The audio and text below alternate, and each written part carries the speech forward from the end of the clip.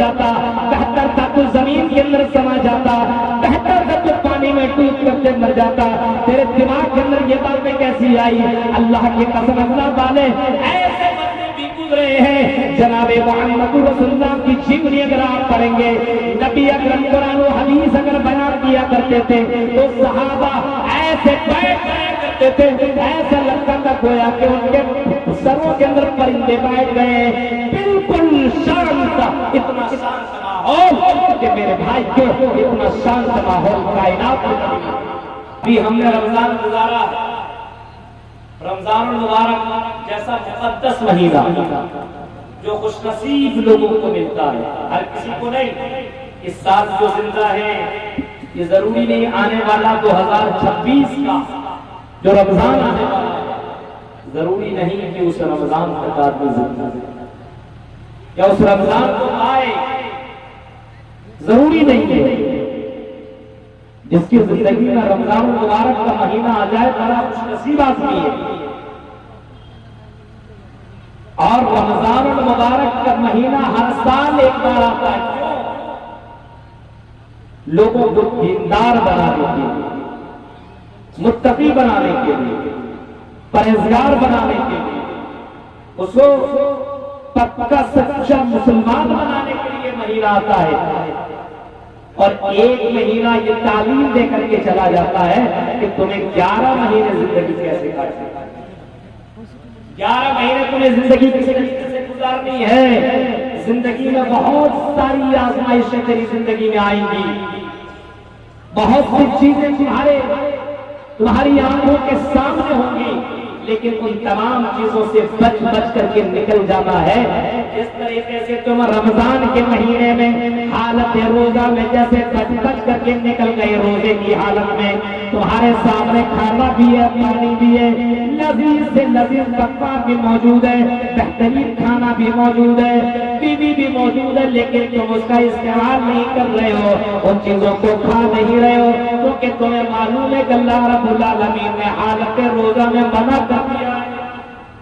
آپ اللہ کو راضی کرنے کے لیے ایک مہینہ آپ نے اتنا محنت کیا، کوشش کی، آپ نے اس ساری چیزوں کی آپ نے قربانی دی، ایک مہینہ تک آپ نے مکمل متقی بننے کی یہ ساری فارمیلٹی کو آپ نے نبھایا، اور رمضان گزر جانے کے بعد اللہ تعالیٰ بھی تیری زندگی میں بے شمار چیزوں کو لا کر کے تمہیں چیک کرے گا۔ رمضان کے مہینے میں بھی چیک ہوتا تھا، موبائل نہیں، بہت سے لوگ بچنے کے لیے موبائل کا استعمال نہیں کر رہا تھا۔ مولانا کسی نے کہا کہ مولوی صاحب رمضان کے مہینے میں اللہ رب العالمین شیطان کو صحیح بند کر دیتا ہے۔ میں نے کہا بھائی حدیث میں لکھا ہوا ہے تفتح فی ابواب الجنہ وتغلق فی ابواب الجحیم وسلسلۃ الشیاطین، اللہ شیطان کو قید کر دیتا ہے، اللہ شیطان کو بند کر دیتا ہے۔ یہ تو حدیث اور بخاری شریف کے اندر لکھا ہوا ہے۔ کہا کہ مولانا شیطان بند نہیں کرتا تو بہتر ہوتا کچھ اور بند کر دیتا۔ میں نے کہا کیا؟ انٹرنیٹ موبائل ہی حرام کر دیا جاتا۔ ہم نے کہا تیری کھوپڑی میں جو بھوت بیٹھا ہوا ہے نا، اس بھوت کو نکال۔ جب اللہ نے تمہارے لیے شیطان کو بند کر دیا، تو ہی شیطان کی جگہ پہ لے لیا ہے اور تو ہی یہ کام کر رہا ہے۔ اب ظاہر سی بات ہے تیرے کھوپڑی میں یہ بات، میرے دماغ کے اندر اتنی گندی بات آ چکی ہے، اور مسجد کے اندر تو موبائل چلا رہا ہے، گھر کے اندر دن بھر موبائل اور ریل دیکھ رہا ہے، گندی ویڈیو دیکھ رہا ہے، موبائل سے غلط کام کر رہا ہے۔ تجھے کیا کسی مولوی نے، کسی مفتی نے، کسی عالم نے یہ نہیں بتایا کہ حالت روزہ میں صرف یہ نہیں ہے کہ کھانا اور پانی سے آدمی بچ جائے روزہ ہو جائے گا، یہ نہیں بتایا کہ حالت روزہ میں تمام غلط باتوں سے اور تمام ان بیکار چیزوں سے رک جانے کا نام ہے۔ کان کو غلط چیزوں سے روکیے سننے سے، آنکھوں کو روکیے غلط چیزوں کو دیکھنے سے، ہاتھوں کو روکیے غلط چیزوں کو چھونے سے، اور اپنے پاؤں کو روکیے غلط چیزوں غلط جگہوں پہ جانے سے۔ اس چیز کا نام بھی روزہ۔ مولانا ہمارے یہاں تو ایسا نہیں بتایا گیا، ہم نے کہا سب بتایا گیا، تو سنتا ہی نہیں ہے۔ اب موبائل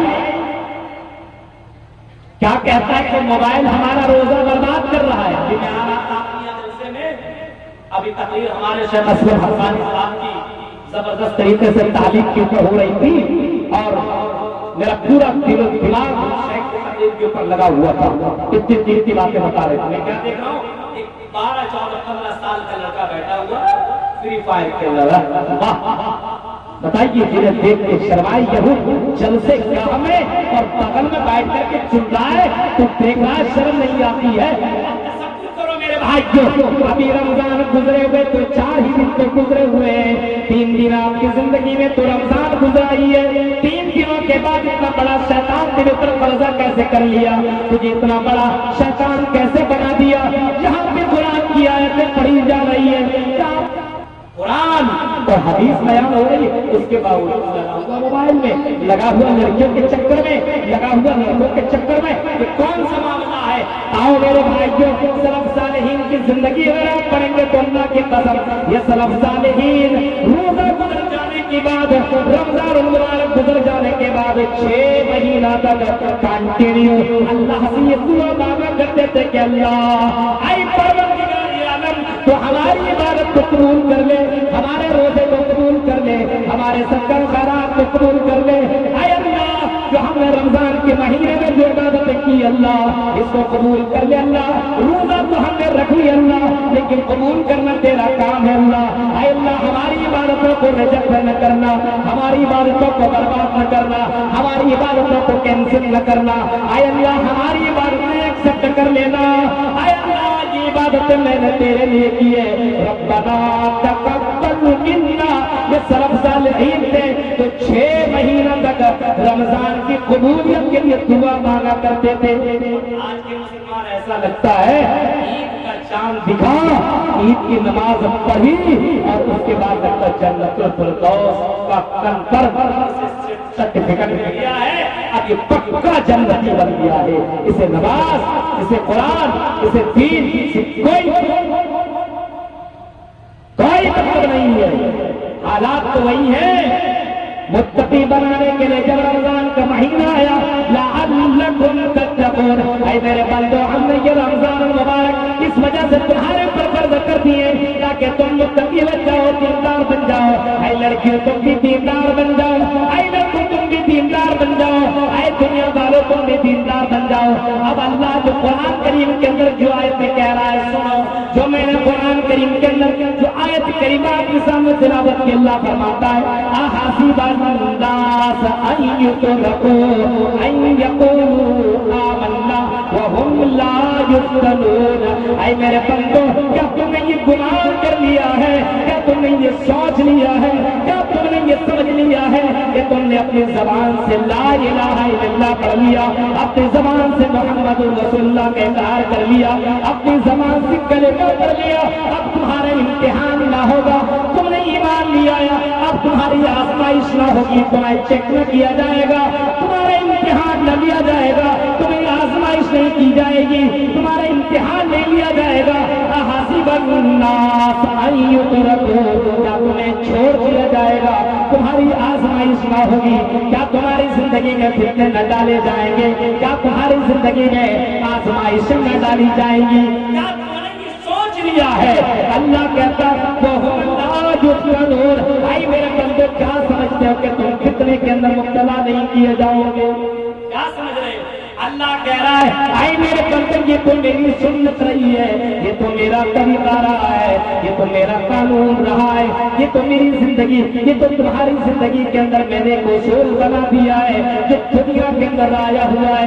ہم ان بندوں کو ہم چیک کریں گے جو کلمہ لا الہ الا اللہ پڑھ لیتا ہے، ہم یہ دیکھیں گے وہ پکا مسلمان ہے کہ کچا مسلمان ہے، وہ اوریجنل مسلمان ہے کہ ڈپلیکیٹ مسلمان ہے.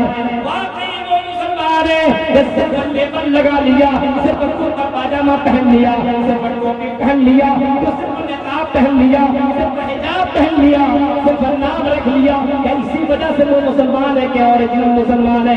ہم اس کی زندگی میں بے شمار فتنے لا کر کے رکھیں گے اور اس کی زندگی میں ہم آزمائش کریں گے، اس کی زندگی میں ہم فتنے لائیں گے اور ان فتنوں کے ذریعے سے مومن کو پرکھیں گے کہ کون پکا ہے کون کچا ہے. یہ تو اللہ کی سنت ہے میرے بھائی.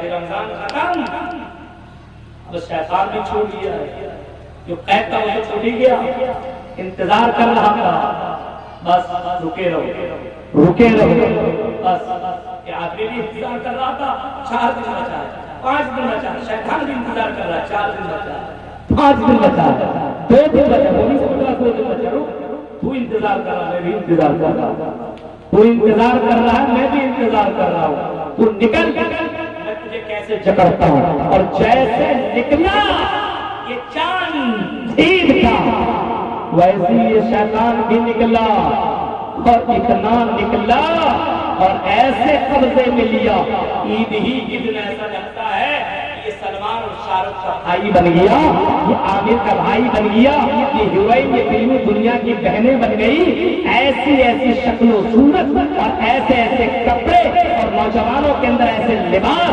ایسی ایکٹنگ، ایسا انداز، مسلمان ہے۔